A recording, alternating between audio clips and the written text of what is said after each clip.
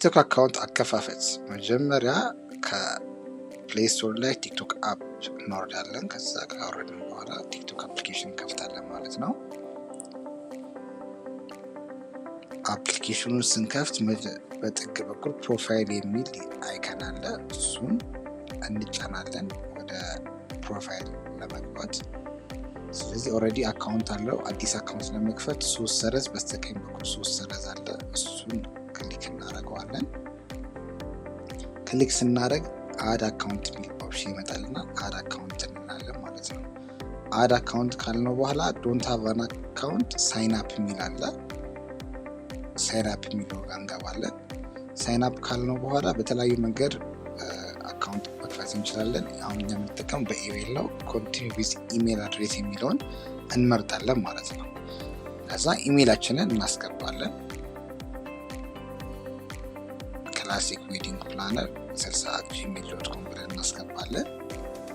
የራሳችሁን ኢሜል አካውንት ካላችሁ በኢሜል አካውንታችሁ መክፈት ትችላላችሁ ማለት ነው። ኢሜል አካውንት እንዴት መክፈት እንዳለብን ከዚህ በፊት ቪዲዮ ስለለቀኩን እሱን ገብታችሁ ማየት ትችላላችሁ። ኢሜል ከሌላችሁ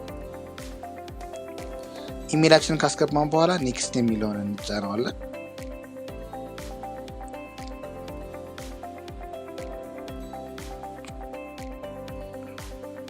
ኔክስት ካልነው በኋላ ክሬት ፓስወርድ ይላል። 8 ካራክተሮች መሆን አለባቸው ሚኒመም ይላል። ስለዚህ 8 ካራክተር መጠቀም አለብን። 1 ሌተር፣ 1 ነምበር እና 1 ስፔሻል ካራክተር። ስፔሻል ካራክተር ሃሽታግ ኩዌሽን ማርክ እዚህ ጋር ኤግዛምፕል ይሰጡታል፣ እነሱን መጠቀም አለብን። ስለዚህ ያው ፓስወርድ ስለሆነ ፓስወርዳችንን እናስገባለን ማለት ነው። ፓስወርዳችንን አስገብተን ከጨረስን በኋላ ዌን ዩር በርዝዴይ ይላል። የተወለድንበትን ዓመተ ምህረት እናስገባለን። ስናስገባ በፈረንጆች ማስገባት ያለብን እሱ መርሳት የለብንም።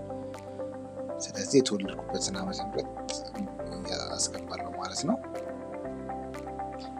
ልክ አስገብተን እንደጨረስን ኔክስት እንለዋለን። ኔክስት ልክ ወደ ቀጣይ ፕሮሰስ ይወስደናል ማለት ነው። ክሬት ኒክኔም ይላል። ስለዚህ የፔጃችን ስም ሊሆን የሚችል ኒክኔም ክሬት እናደርጋለን ማለት ነው። እና ያው ለዚህ ፕላቲኒየም ኢቨንትስ ኢትዮጵያ ብዬ ክሬት አድርጋለሁ። እናንተም የፈለጋችሁትን ኒክኔም ማስገባት ትችላላችሁ። ያለው ኔክስት ስለው ቀጥታ ወደ ክሬት ወደ አደረኩት አካውንት ይገባልኛል ማለት ነው። ያው እንደምታዩት የፎር ዩ ፔጅ አምጥቶ የራሱ አካውንት ገብቶልኛል።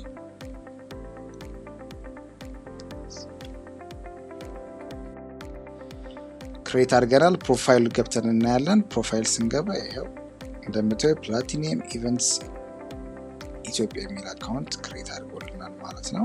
በዚህ መንገድ ቲክቶክ አካውንት ክሬት ማድረግ እንችላለን።